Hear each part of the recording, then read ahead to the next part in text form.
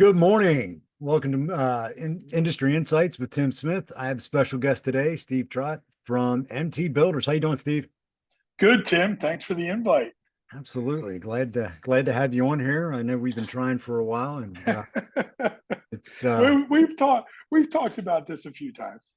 yeah. And I met Steve through Referral Group that we're in together. If you want to talk about that as well, if you want to just mention that before we get started with the interview. Yeah, I mean, we can give it a quick little blip. So it's a small local group right now operating out of York and Lancaster, Referrals Partners Plus, and what we're doing is basically it's that small local mentality. Get to know your friends, get to know your neighbors, and basically work together whenever possible. Share referrals, share projects, share clients. What I've learned in my industry, maybe yours is the same, is that there's enough work out there for everyone Mhm. if we're handling our clients and our projects the right way. So when it comes to referral groups, for me, it's not competition. It's how can I help you? And I know one day that you'll help me. Um, but yeah, it's a small group. I think we're operating with 12 members right now. And obviously Wanda's referral to bring you along about a year Yeah. ago was a good hit. And I think it's been pretty good for you guys. Oh I yeah. think you guys have done a handful of projects from the group. Uh, about I'm going to say eight, prop Yeah, 8 to 10. yeah, it's good. I Uh, mean, can't argue that. no, and for the price of it, and you get to meet so many great people and build Right, relationships. right. We just went to a baseball game with another Yeah, person in the group, and it was yeah, it's a great group, and it's definitely beneficial. And depending on what area you guys are in, look out to these groups. yeah, And especially if you're in our market, hit us up. We'll definitely get you absolutely, included. absolutely. Yeah, it's been great. So we'll get I started. think the key to a good networking group is a very friendly, relaxed environment. Yeah, Some of these networking groups are too rigid, too structured, too they're heavy hitting on their fees and their meetings and their structure. And at the end of the day, it's too political. yeah, It's corporate minded, and that's not a good referral group's not going to produce in that environment. not at all. That's So one thing I like about the group that I'm involved with you guys is I don't have to come there wearing a suit and tie. If right, I'm going right, out to a right, job site, I can have jeans right. on and one of my company t-shirts and we're good. And that's the people I like. I mean, it's, we're Yeah, out there, we're blue collar workers, we're out there making a great living for our families and trying to make the world a better place. absolutely. No, I think it's awesome. Yeah, So good deal. Well, I understand, courtesy of an email, you have a whole bunch of questions you're going to ask me. absolutely. So we'll get started here. So can you tell the viewers how you got started with MT Builders? What inspired you to start the company? Absolutely. So we'll go back in time. We'll say, give or take, 2007. And both my partner and I worked for a large public building company. I'm going to leave some details out of these Mhm. answers Yeah. for sake of colleagues and respect. But we worked for a very large industry leading public builder. Both of us at the time, operating, running multiple developments, building homes. At that time in 2007, I was a superintendent training to be a project manager. And my current business partner was that project manager that was training me at that time. So we spent a lot of time together, worked together, multiple sites. And as 2007 rolled closer to 2008, we got into that housing downturn of 8 and 9. And that housing downturn in 2008, 2009 created a very real atmosphere for a lot of people in the public building industry because what happened was corporate America in the housing market let everyone know at that time that you were a number on a clipboard. Mhm. Bosses started showing up on Fridays, letting guys go. Project managers were getting fired based on reviews. People the company was in a panic mode of downsizing, and there was no considerations to individuals, just everything from your home life to your work life to there were no consider the packages were small And all corporate America could say was, well, tough luck. You work for a home builder, and right now the home market's bad, so you're done here. Well, my partner and I were lucky enough to survive that. But living that process, we quickly learned that, like, okay, we need a backup plan. What's the backup plan? Because we love what we do. We build houses. We enjoy these projects. This is us. But what happens when the next housing downturn happens and they decide it's my turn to get cut, or it's his turn to get cut, or the company just decides, hey, we're done here. We've made our millions of dollars. None of you matter. We're done. So we created, MT Builders. M, Middlesworth, John Middlesworth. T, Steve Trott. MT Builders was born in that housing crisis, realizing that it was time for us to come up with a plan. And what could we do to secure a better future for ourselves, our families, our own goals in life that didn't require us to be a number on a clipboard somewhere else?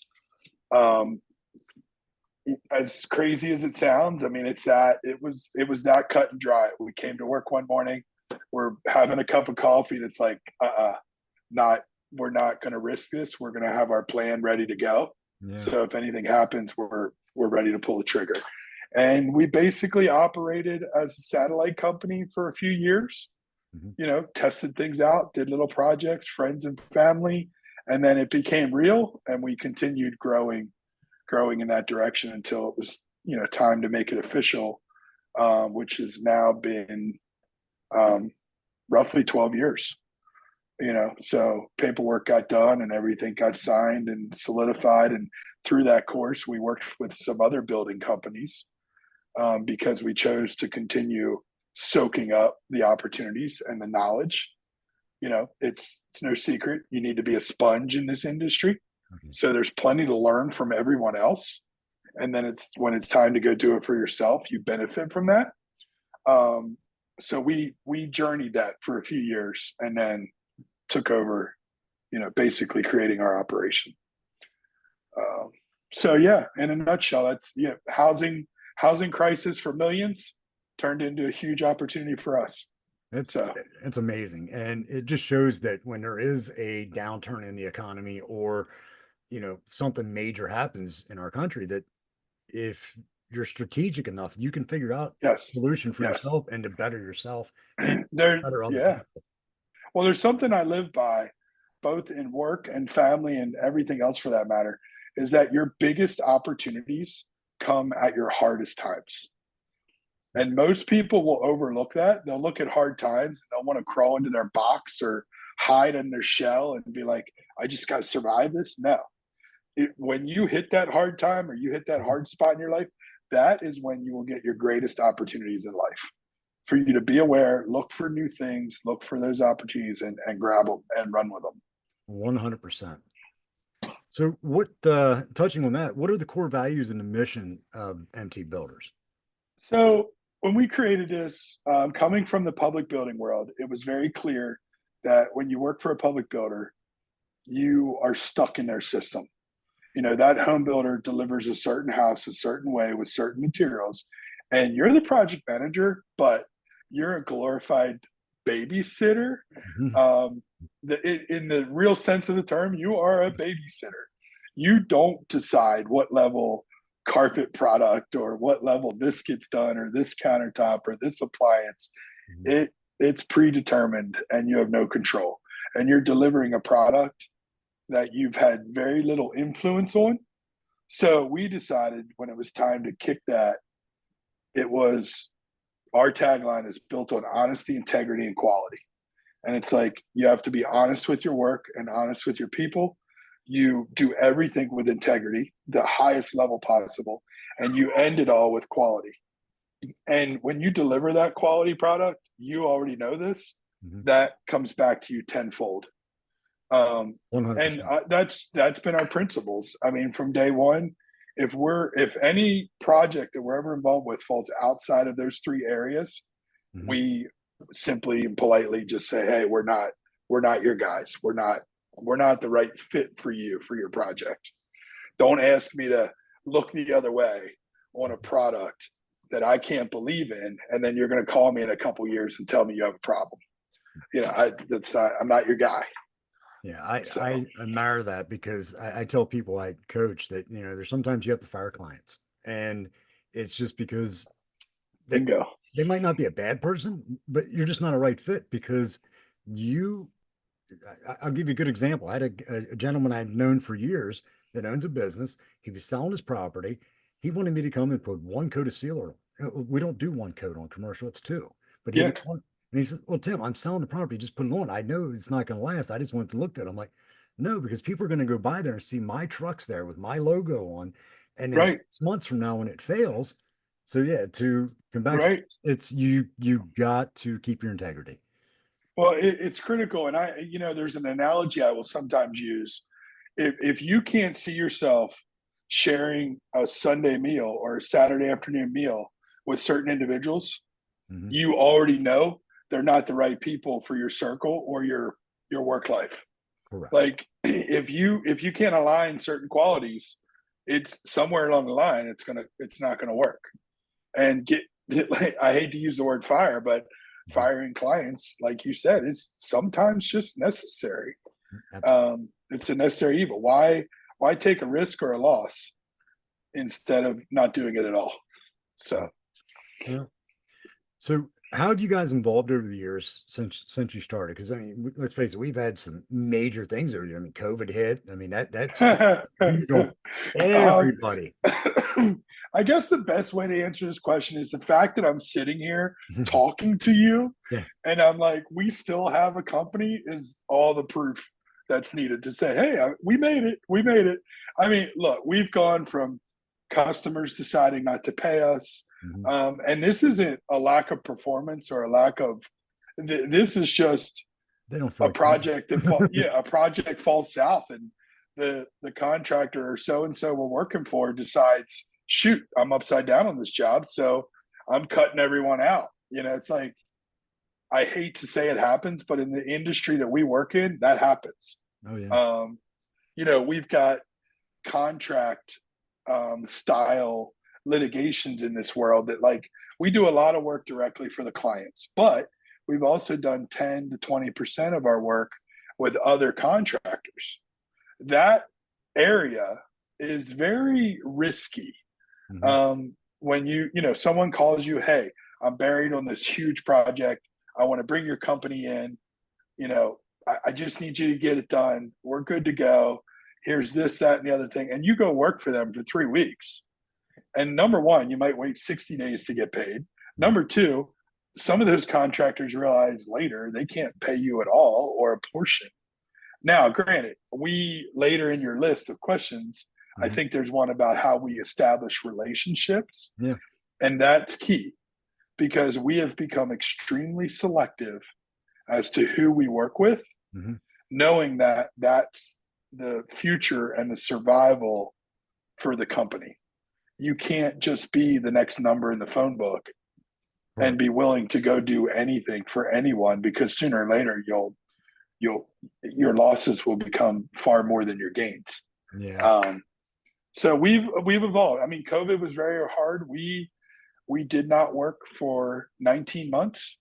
Hmm. We looked at the options of applying for essential status because we do a lot of remodeling work. So we're like, okay, maintenance, exterior work, some of those things were allowed to be exceptions. Well, the luxury of Pennsylvania, what ended up messing up many contractors was they quickly fulfilled that list, like with a hand select group of people through the Pennsylvania governor's office. Hmm. And basically everyone else was told tough luck. So if you were a contractor and you were building a medical facility or commercial apartment space that could be used for nurses and doctors, and you were automatically granted like immunity from Yeah. everything. You could Yeah. go to work, you could do whatever you wanted to do. Hmm. But if you're this little 3-person company that's out there just helping people stay in their homes and doing little projects and fixing things and all that, we were basically told we couldn't work. Yeah. Um, and we spent 19 weeks basically refocusing on business development, ideas for the future. You know, what was life going to look like after COVID? No one really wanted to. I mean, COVID's a whole nother.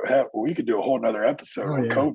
Yeah. COVID. You know, we don't even want to get into that. But the reality of it is, no one really knew what it was going to look like and when it was going to end.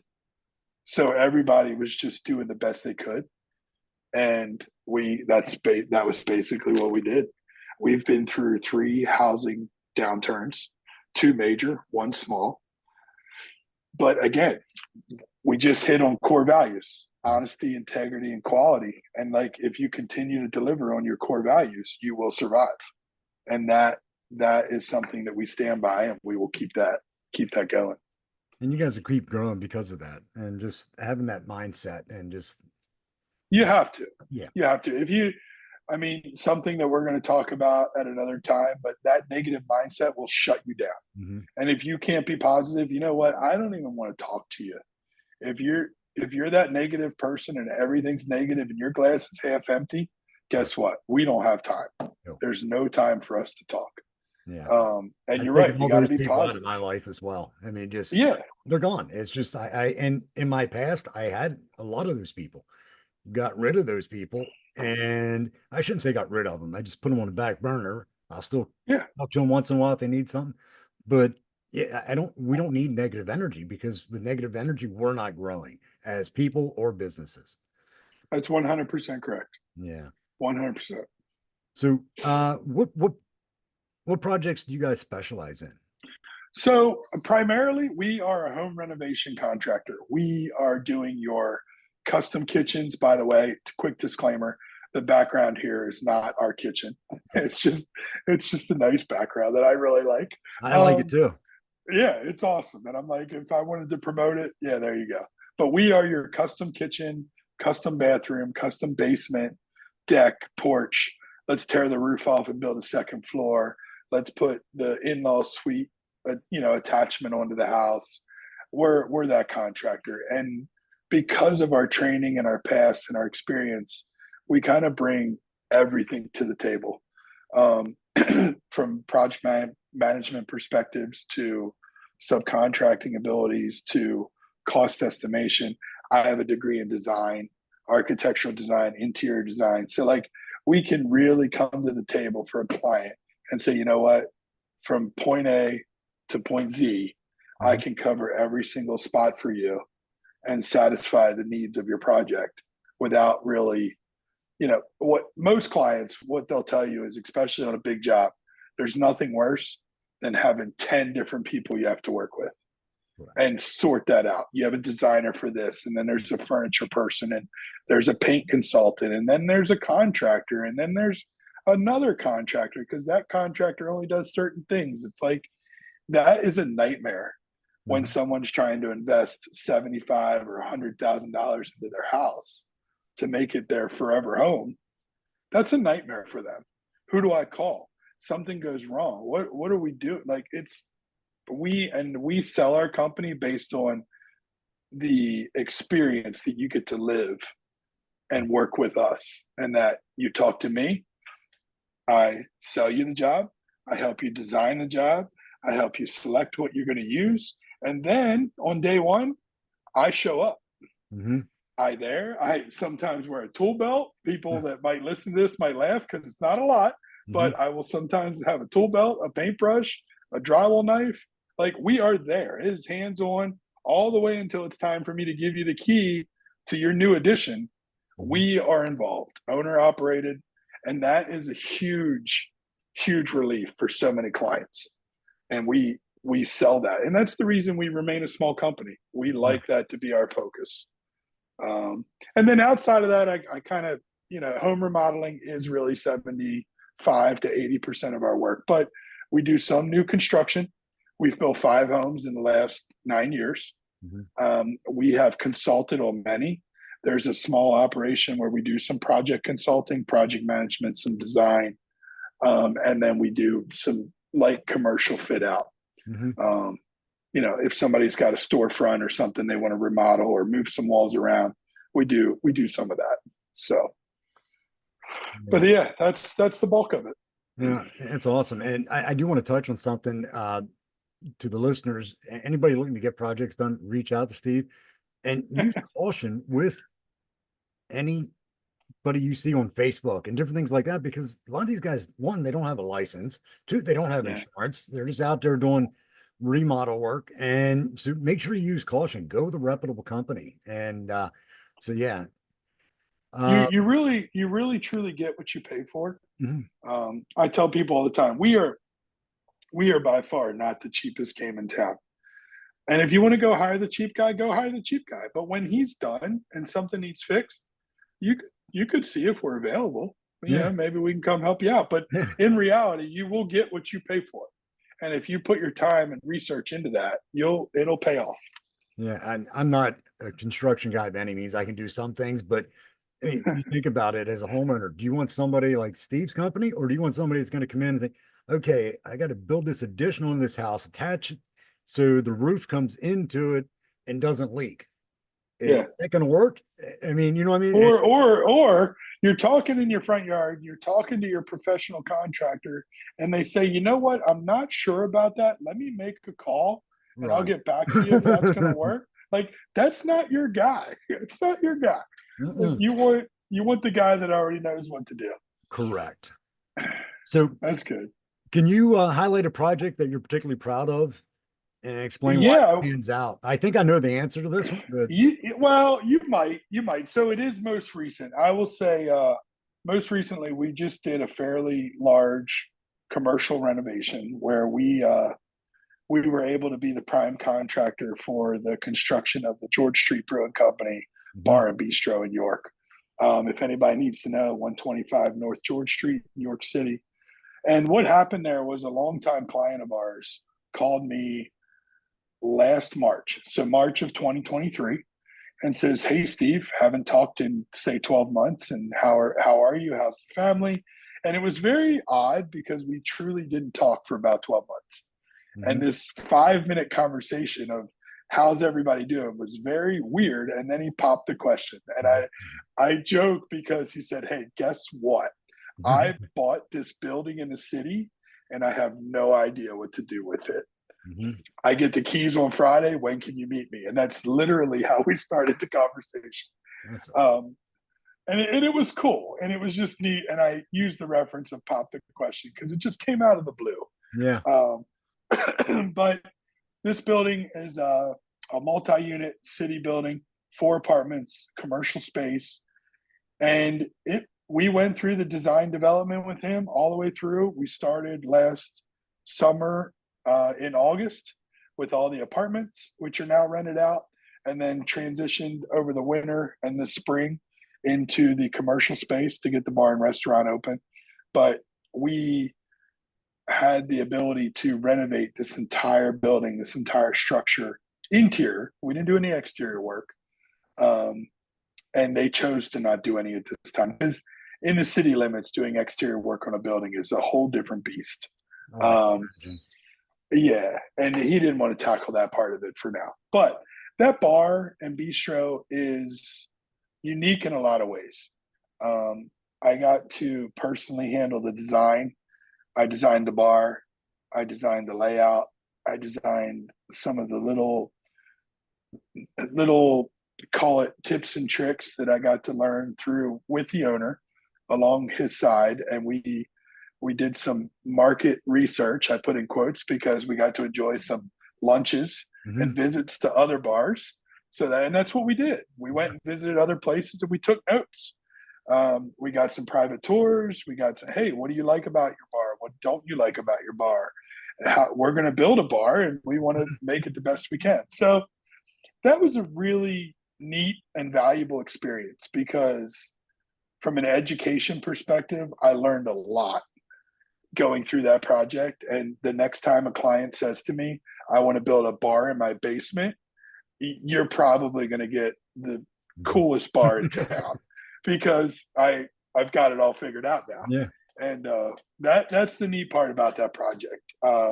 Reclaim bowling alleys Mhm. for bar tops. I mean, Yeah. that was such a neat thing. I think you told me you bowled at that bowling alley in York Springs. Yeah. Years Um, ago. Yeah. so we're talking about Brunswick lanes that are 70 years old and we Mhm. reclaimed and built bar tops out of things like that. It was just a very rewarding project. Yeah. Um, so that's probably, and you'll later I'll tell you, but you can see it plastered all over our Facebook page. Yeah, which we'll So share the link in this as well. Yeah, I've seen pictures of it, and it's amazing. And a lot of people don't know this, but I used to work for a restaurant equipment company years ago. And okay, went to school. I have my degree in architecture, and I designed kitchens and restaurants. right, And I've probably helped open well over 100 over the years. And you look cool. at those pictures, hands down the nicest one I've seen. So we're actually That's cool. Jeanette and I think, is gonna go in next weekend to see the place. Oh, cool. Yeah, Yeah. Well, remind me because if I can pop in or join you, let me know. That'd absolutely. be cool. That'd be Yeah. cool. So what trends do you see currently and in the industry, and how are you guys adapting to these different trends? So that's a that's a really good question because trends in the housing development world are vastly different. And it really boils down to where you live. Hmm. So if someone was watching this and they live on the West Coast, it everything I'm about to say will be completely different. Hmm. And I caution people with that because you may or may not meet different designers or different home remodeling experts, and what they tell you is not gospel. Hmm. So before I answer this question, remember that whenever you talk to someone, you are asking for a perspective and influence. What feelings does that person have? And people in this industry try and force way too much on other people. Hmm. Even architects, some of the big name architects out there in the world, they're forcing a personal design trend on other people that I'm sorry, shiplap's not going to be around forever. No. Like, let's be real. Hmm. Chip and Joanna Gaines, yeah, awesome, but it's a fad. It's temporary. Hmm. Like, show me a house covered in shiplap 20 years from now, and let's really talk about it. And that's the thing. So locally, where we live, the trends in the housing industry right now are technology, open air, Hmm. and then bring the outside in. So I'd say a top three trends right now is right there: technology, outside in, and then your open space concept, your open floor plan. Modern farmhouse seems to be a very popular trend right now. Give us the big wood tone kitchen with a beautiful stone countertop, a high ceiling, and it flows right into a living room and a dining room, with a big stone fireplace and some modern flair. That's the metal, the lighting, all of that takes on the modern look. That's a huge trend right now. And when I mentioned technology, I think the biggest thing in technology right now is the homes are becoming very more automated. The home innovations is huge. The light switches that are, motion censored. There's no more toggle switches on the wall. So if you want to really, modernize your house and be part of that future, every light switch in your house could be on a motion sensor. So now, unless you have 9 kids in your house like me, Yeah. that could be I would never put motion sensors on all my light switches. It looked like a daggone Christmas tree You'd be seeing show down strobe here. lights going in and out. Right? Yeah. People driving down the road be like, "Oh, what's going on in their house? Lights on, lights off, lights on, lights off." But anyway, I mean, whole house speaker systems, intercoms, Mhm. communication tools, security, camera systems. We've got electronic receptacle now that like raise and lower right out of your countertop. You've got downdrafts on stoves. You've got hidden vents. You've got, the automation side of things is really kicking off. Some people are fighting that because they're scared of it. They're like, no, I just want my 1990s traditional farmhouse. That's Mhm. great. But when your items start to fail, Mhm. the replacement of those items no longer exist. Everything's trending forward. Yeah. Try and buy a part for a refrigerator that's a year old. you might as well just go buy a new refrigerator. Correct. So that's kind of where we're headed. And bringing the outside in, to touch on that briefly, I think people are looking at, it's no longer important for them to have their indoor space where they entertain. They want the outdoor life as well. They want the big grand patio with the gazebo and the sunshade and maybe an outdoor TV or an outdoor bar. Outdoor kitchens are a huge thing. Pizza ovens are a huge thing. I mean, you might only cook in your pizza oven 12 times a year, but it's a huge, huge thing. And something I use in my design discussions with clients is you build and design your project with what we call a conversation piece. So if you and Jeanette called me and said, "Hey, Steve, we want this big, fancy outdoor kitchen," I'm going to ask you, okay, what's the focal point? Is it a wood-fired oven? Is it a pizza oven? Is it a fireplace? Is it a gazebo? And we're going to design your project around that conversation piece, because that's what develops the trend or the category that you fall into. Okay. If you tell me you want stainless steel outdoor appliances and you never burn wood, well, guess what? You don't need a pizza oven. No. You probably want some gas-fired outdoor oven or something like that. So that's how that works. But people are looking at outdoor life just as important as indoor life right now. And that's a huge trend right now going forward. That's awesome.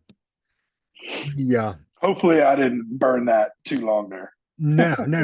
And pizza ovens are great, by the way. My mom, I love, we have a little makeshift YouTube pizza oven out back here, and I love it. Yeah, I'll have to show you a picture sometime. My stepdad built this, him and another friend, and it took him 3 or 4 months to build it, because he built it and then broke it on purpose because he didn't like it. And I think there's some beer involved the whole time.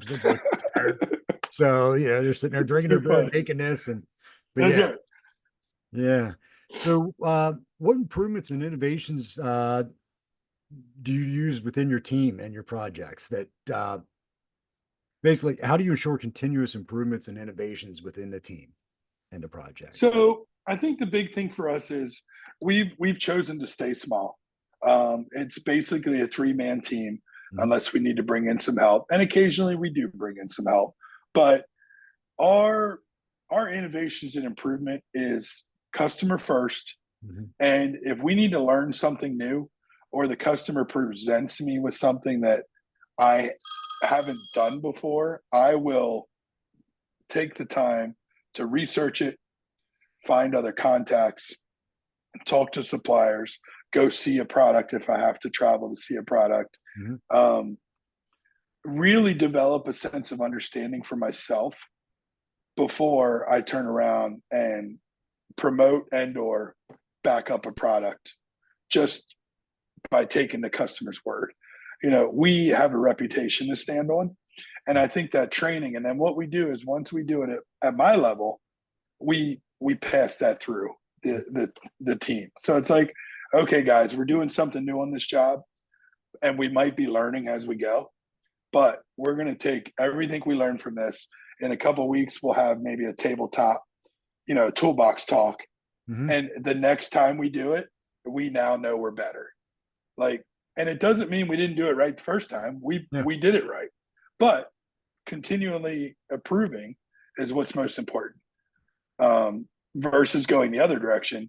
And how many contractors do you really know that come across something they don't like to do, and then they decide, oh, you know what, we're just not going to do that anymore? Well, guess what? You're eliminating 25% of your potential clients right there. Correct. Because if Mr. Jones next door puts in the fancy outdoor kitchen, guess what? There's 2 or 3 neighbors in the neighborhood that in the next couple of years that want that same outdoor kitchen. Yeah. You can't shy away from it in today's market. You have to grow with the times and grow with the market. And especially, I mean, if you perfect it and you have that outdoor kitchen down to a science, and you got to promote it. I mean, it turned out great, promote it, because you're going to keep getting more and more business from that. And I mean, they're going to see Mr. Jones down there partying it up, and they're like, man, where's all our friends? Our friends don't come around. We need an outdoor kitchen. 100%. I mean, you hit the nail on the head, and it's indoor, outdoor. It doesn't matter the project, but Mhm. now one thing you can exclude from that probably is custom kitchens. Mhm. Someone decides they want to put $100,000 kitchen in their house. Guess what? You're not going to do six more of them in the neighborhood. No. You're not. That's a market of its own. Mhm. People do make those investments, but if you put a patio in or you build a gazebo, guess what? There's a good chance in that neighborhood in the next couple of years you're going to be doing more projects. I know you do it with when it driveway work. You pave a new driveway. What happens? Yeah. Within 6 months, you do two or three more. Yeah. Well, You a lot of know, times, not even that. I've done already, put a driveway in, put the yard side out. I'm going down the road and I'm getting a phone call. And it's like, right, uh, right, yeah, I can turn around. I can do this real quick. So it's, right, right. yeah, yeah, absolutely. Um, so I don't know what role technology plays in with the construction projects. And, is there any new technology that you're excited about? Any new like software programs that you use that helps your, There are, but I think given the size of our company, we Mhm. don't really get to dabble in that world. Now, there's some really cool programs out there for much bigger operations. You've got your cost estimation software, you've got your project scheduling software, and granted, a custom home builder building 100 homes a year or a commercial apartment builder or something like that, they're utilizing those platforms. For us, I'm old school. I know that sounds weird Mhm. because I'm somewhat of the younger generation.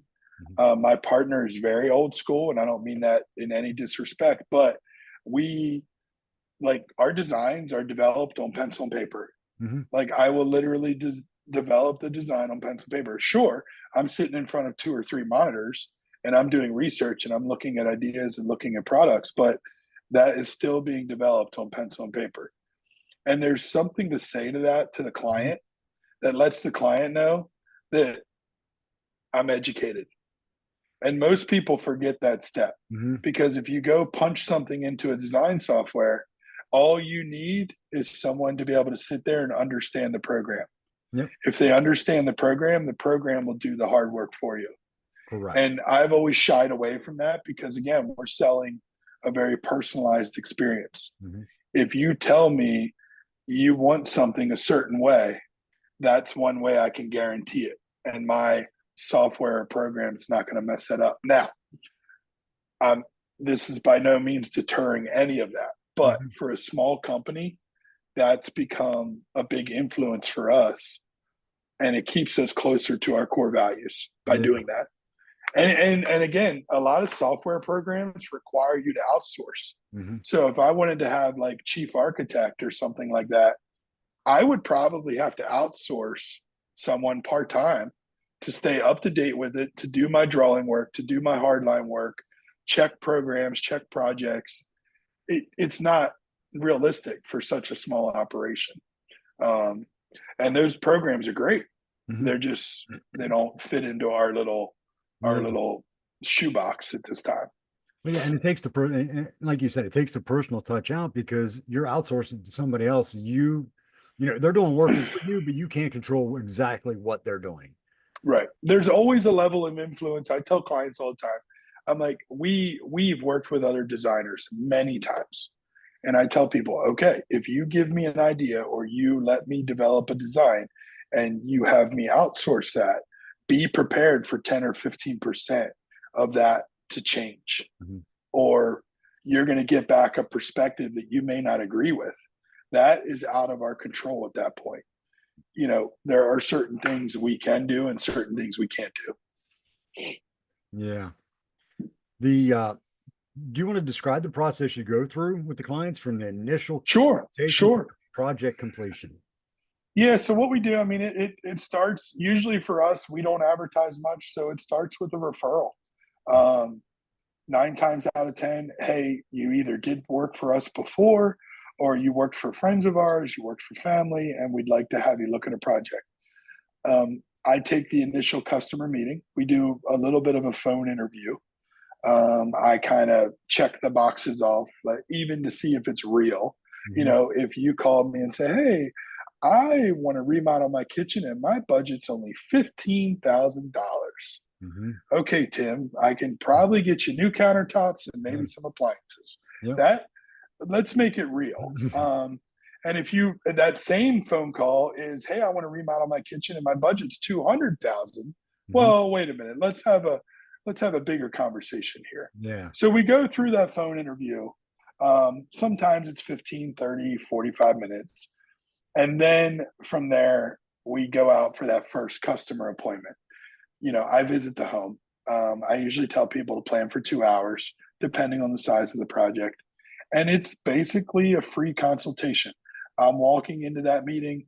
There's no contract, there's no proposal, there's no pricing, there's no anything. It's just like, let's sit and talk. Show me your project. Help me unbox it. Let's unpack it. Let's talk about the details. And some people say, you know what? I have no idea how this is going to work. Here's what I want it to look like. And that's why you're going to give me a price. And that's okay. Mm-hmm. And then if we are doing the design, we have a whole design proposal process that we navigate and work through. So we'll do a contract just for the design, and then we'll develop construction drawings, design floor plans,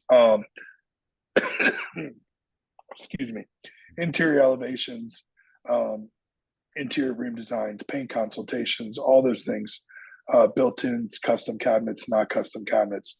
So we'll go through and complete a design.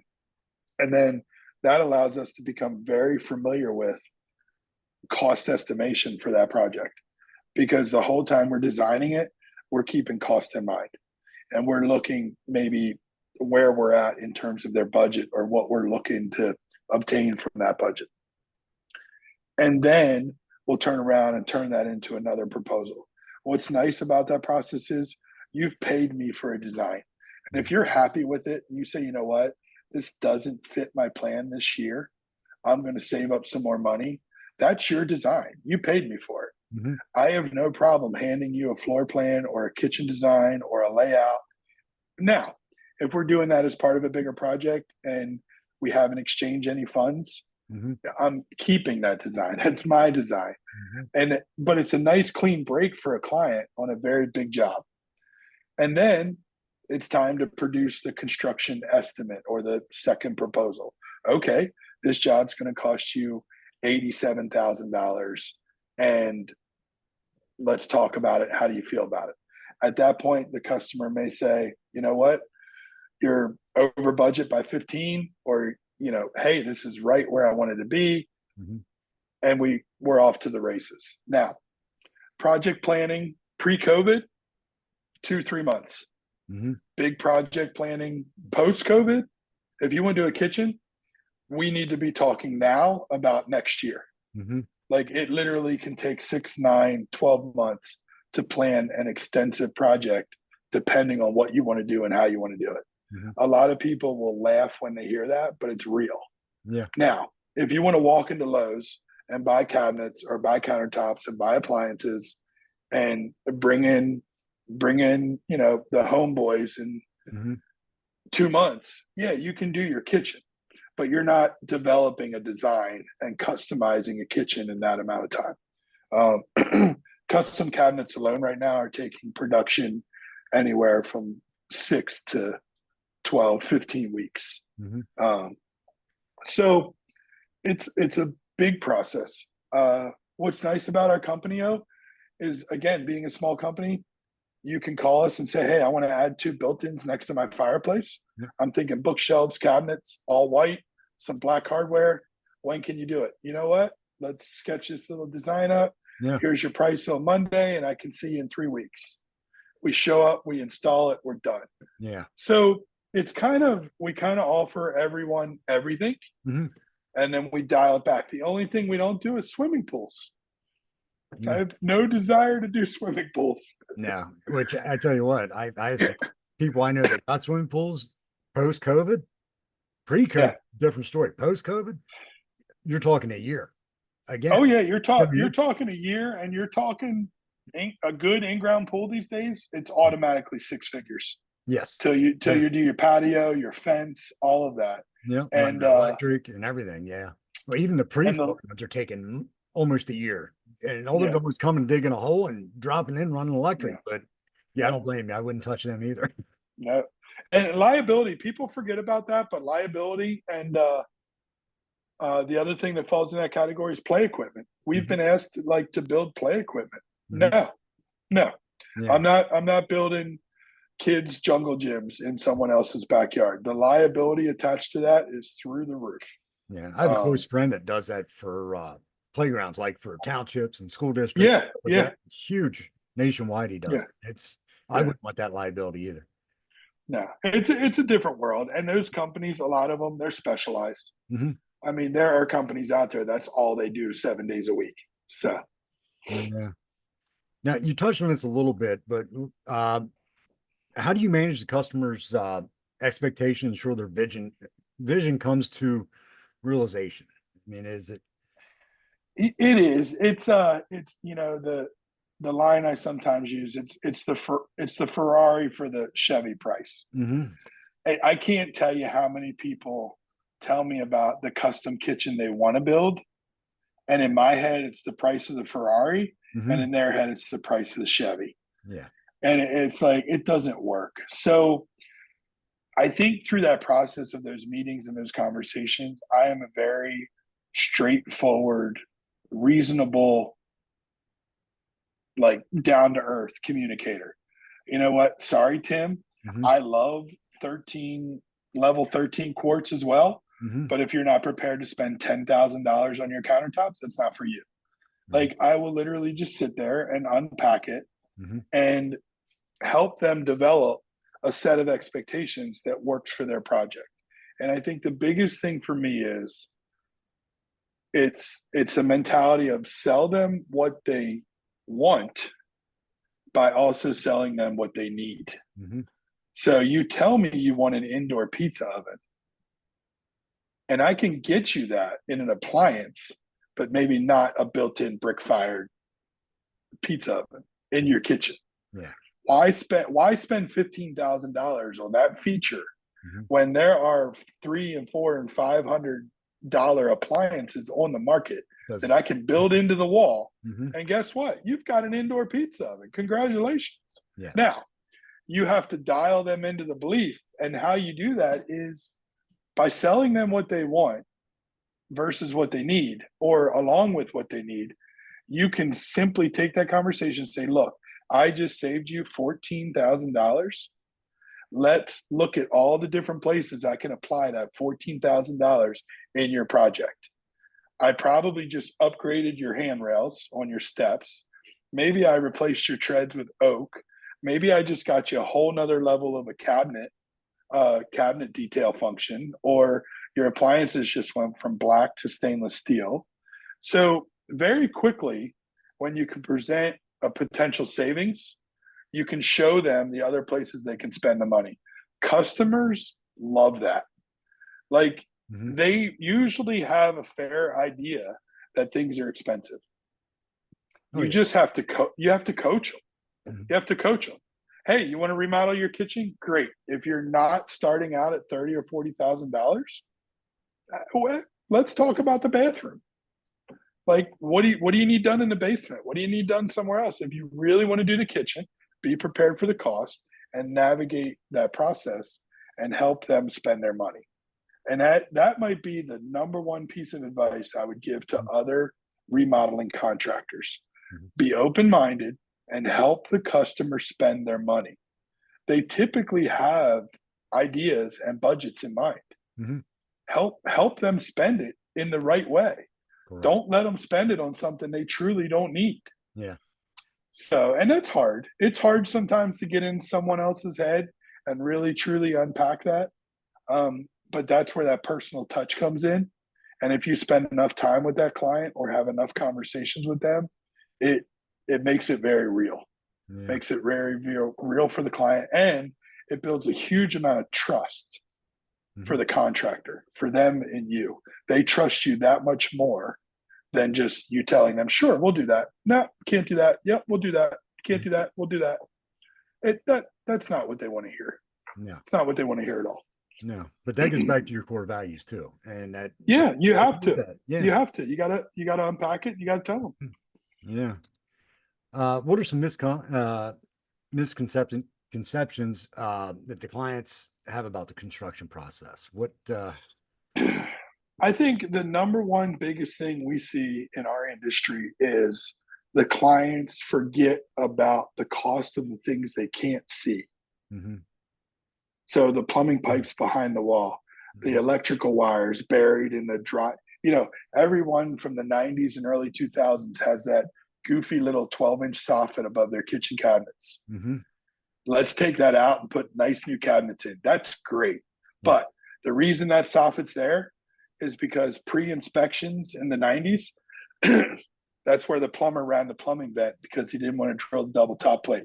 That's where the electrician ran all the wires for the recessed light cans. Mhm. You can't just rip that out. You Yeah. have other things to deal with. So you want to tear the soffit out? Yeah, that costs $1,500. But guess what? I need another 1,000 to deal with what you can't see. To put those wires And behind the wall. exactly. So the clients need reminded often that there's cost involved in your project for all of the items you can't see and you can't touch. Mhm. What you see and touch is only 75% of your project. Yeah. And that's I think the biggest thing that I'm constantly working through with people and reminding them when they plan a project. Mhm. What strategies do you use to maintain the budget and the timeline especially, which I know with supply chain, that makes it hard on your It end. is. I think the biggest thing for me is just a certain level of constant communication.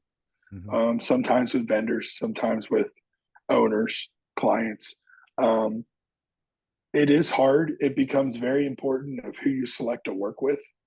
So selecting the people you work with is key, and setting proper expectations before a project ever starts or before you ever agree to buy something. Setting a proper expectation. Can you get me this? When can you get it? What am I dealing with? Are there any potential hiccups?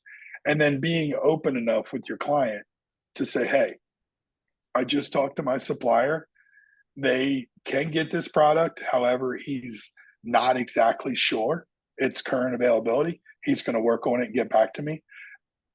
10 times, 9 out of every 10 times, the client would rather know that Mhm. than you give them a false expectation. Hey, I can do your job in 3 weeks. Well, guess what? If you can't get the material for 3 weeks, you probably can't do the job in 3 weeks. No. And that's every contractor in the world right now is unfortunately thriving. Well, not every contract. Let me take that back. Certain contractors are thriving on false expectations. Mhm. They will set false expectations to get a client to sign a contract, and then they will live and die by delaying it, pushing things off, Mhm. changing things. Oh, I'm sorry. I can't buy that deck board. I can buy this deck board. And now the client feels like, well, wait a minute, am I really getting what I originally wanted? It's a different perspective. Yeah. So again, I mean, every question could be answered with stick to your core values. But if you take that into that mindset, Mhm. sticking to those core values helps that process, Yeah. helps navigate that process. We don't, again, technology wise, we're not really implementing any Mhm. programs to streamline that because we're a small company and we don't need to. Yeah. So Exactly. Um, how do you stay competitive in the industry? I mean, that's it. Because I mean, you don't go on price. I mean, you're trying to sell. Yeah. so I love answering this question, and colleagues of mine or people that might watch this in the future might say they might laugh at this, Mhm. but how do you do it? You be the best, Mhm. and that's always going to be my answer. And you know what? I don't mind if you hire another guy. I might be kind of bummed out that we didn't get the job, but be the best. Yeah. So if you're going to install cabinets, be the best. Mhm. If you're going to paint trim work, be the best. If you're going to hang doors for a living, be the best. That's the easiest way to make sure everything clicks, and you'll never run out of work. Yeah. And if you want to go out there and just do an okay job Mhm. and hope the customer's happy, that's the best way to go out of business. Yeah. That's the best way. So, just be the best at whatever you do. Oh yeah, and that's how we started our seal coating business. Is we flat out tell customers, if you want cheap, we're not your people. We Right. we'll Right. give you the best job. And I'll give you a good example of that. I was switching insurance companies, and it's my insurance agent that I had for years for my homeowners, for cars, everything. And so I switched my business insurance to him. It's through State Farm. And he's like, Tim, how many claims have you had in the last 3 years? I'm like, none. Like, oh, well, such and such, who was a competitor of mine, he's had 6 claims. We had to drop him within 2 years. I'm like, yeah, no. So, and I tell customers that, look, we don't make those mistakes because we take our time, make sure it's done right. And that's what you guys do. And yeah, so, It's so critical, and I'm not I'm not downing any other yeah, contractor out yeah. there that looks at it differently. To each your own. Hmm. And but if you truly want to spend less money on marketing and you want to spend less money on print material or Hmm. certain things like that, and you are a small company and you can tell people that you're an authority in your industry, Hmm. guess what? There's not much you have to worry about. No. And even when the work dries up a little bit and you're starting to look at the calendar and be like, oh, where are we going in a couple months? Guess what? By the time that couple months gets there, It's there. you've got work to do, and Hmm. it happened on its own, and that's a good feeling. Yeah. Yeah. The do you want to talk on the importance of teamwork and collaboration on these projects? Because I mean, I know it's three, but I'm still you got to you have that teamwork. Because Yeah, it's huge. And the bar reference earlier, the bistro, I think that's a good one to talk on because there's always certain projects that will involve other contractors, whether we've hired them out or they're hired by someone else. And that collaboration is key. So typically, any project we're involved with, if we're at a certain level of involvement, I will offer to that client the project management side of our services and Mhm, be like, look, you've decided on your own to hire 4 other contractors to be involved. That's great. Good for you. mhm, I don't mind that. However, let me help you pull that all together and the show them that it can be co-managed mhm, together. And if you're not on the same page with some of those other contractors and the electrician's doing one thing while the plumber's doing another, and then you realize a week later that, shoot, I got to go move that because this goes here and I got a door over here. mhm. That's the best way to have an unhappy client. Yeah. Um, and sometimes that project oversight has to almost overlap a little bit of that pro bono world Mhm. because again, if you're doing enough work, you have to realize you're also looking out for your own work. You're not just looking out for them, you're looking out for your own work that you've yet to do Yeah. because you don't want someone else to do something that's going to cost you more money. And then if it costs you more money, what are you going to do? You're going to go tell the owner it cost him more money, and we're right back to square one. So why not collaborate? Why not share? We always have pre-construction meetings whenever we can. We'll have pre-phase meetings, like if a big project's coming out of framing and trades into drywall, we'll bring some people together and have a discussion Mhm. and just make sure, hey, are you on the right page? Because this guy's on this page and you're over here, and just iron out any fires or concerns or questions. And that goes a very, very, very long way. So collaborating is key. That'll never go away. Yeah. The other thing we preach a lot with people is the world has become very text message friendly. If you're working on something and you got a question, just blast off a text. Mhm. Send a picture off to, maybe it's the plumber and he's not sure what the electrician's got planned. Text him, text me, and I'll text the electrician. We technology has helped us be pretty readily available. Yeah. And we have to utilize those tools to properly manage these projects. So I'd say that's the biggest thing. Just keeping everybody communicating. Yeah. Now, you guys do subcontract like some of the work out when you're doing that, or do you guys? So, how do you select them, and how do you select your suppliers? Suppliers, based we build everything on relationships. Hmm. Some of the suppliers we work with currently have been suppliers of ours all the way back to our public building days. They were suppliers when we were working for other companies that Hmm. we got to know. You just build a You build relationship. it. Yep, you build that relationship. That person trusts you. You trust them. And 9 times out of 10, once you've built that relationship, if you're in a pinch and you need their help, they Hmm. will help you out. Um, the other thing we do if we're looking for new companies to work with, we look for companies similar to us. Hmm. We're like, okay, what kind of core values might exist in their operation? What type of structure do they work on?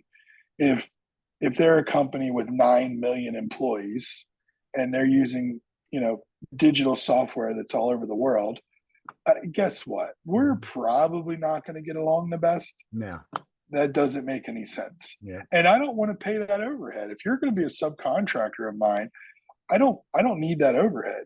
yeah. There's the right people out there that can do the work. Hmm. Sometimes you just got to look a little harder to find them. Yeah. So we're very specific in that we look for people like us. We look for Mhm. people with similar mindset and core values, and then we build everything based on relationships. Nice. What skills do you think that are essential for success in the construction industry? Um, this might be tricky. Probably really depends what you do, depending on what service you're offering, Hmm. and secondly, where you live, because you have to be up on the times, up on the trends.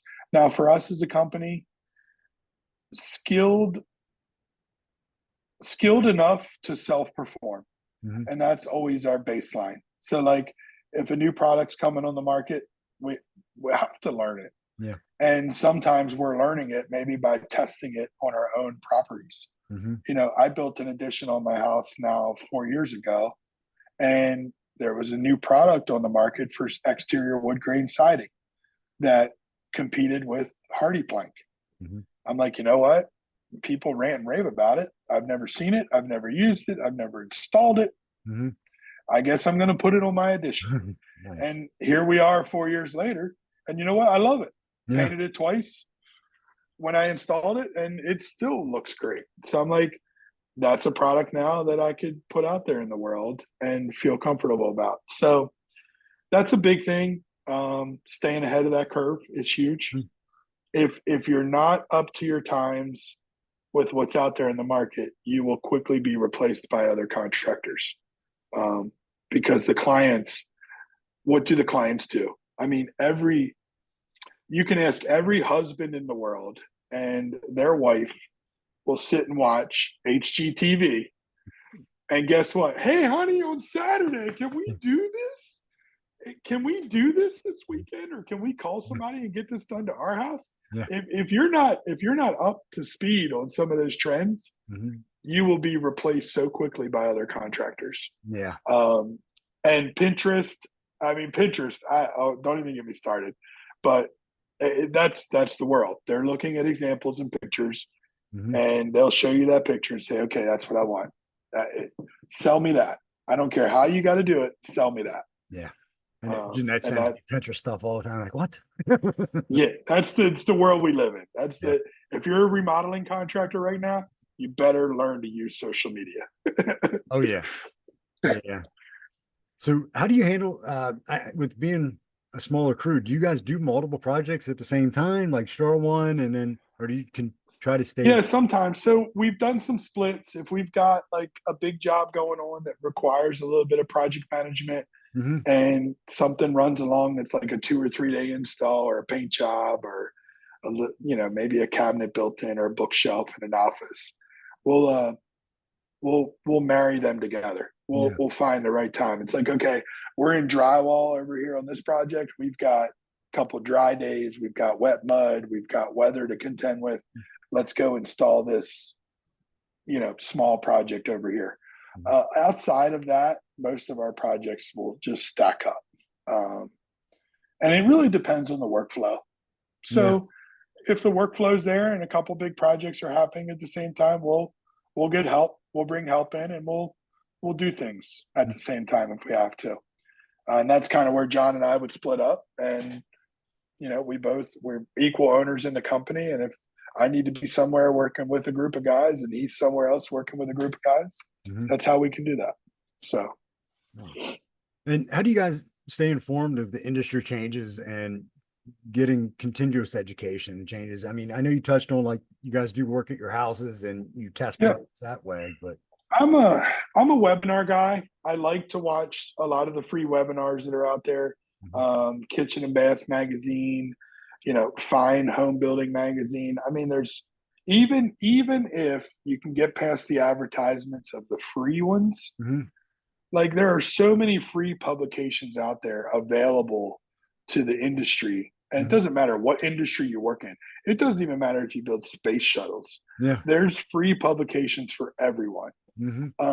Those free publications are full of ads, and everyone tells me they hate the advertisements. But what are those advertisements?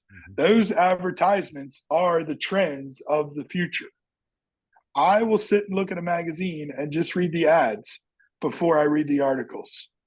And most people forget, and they're like, why? I'm like, because that's probably a kitchen trend that's 2 years away that I'm going to have to ask one day or answer. Have I ever heard of this? Guess what? Now I have. I saw an ad for it. I researched it. Then I read the article. Guess what? Now I'm staying ahead on those trends. That's the biggest thing for me. Webinars, social media videos, YouTube. Honestly, YouTube has become a beast.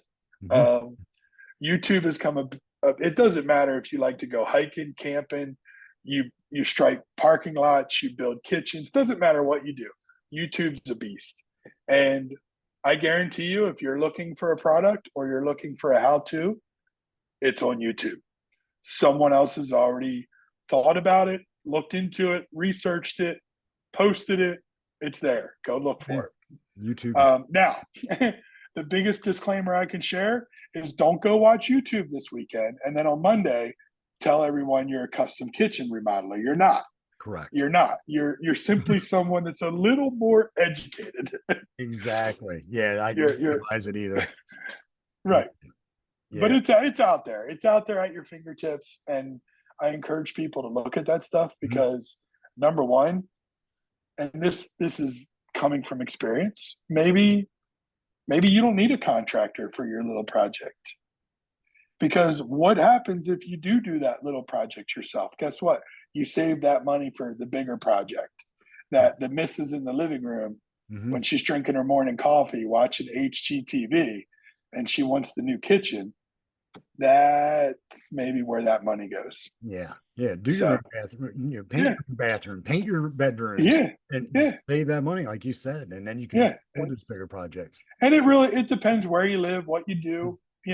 If you're in corporate America and you're already working 70 hours a week, you're just going to hire someone to paint your bathroom. Correct. But if you've got a free Saturday and a couple boys that are interested in helping, you can probably pull that off. Oh yeah, absolutely.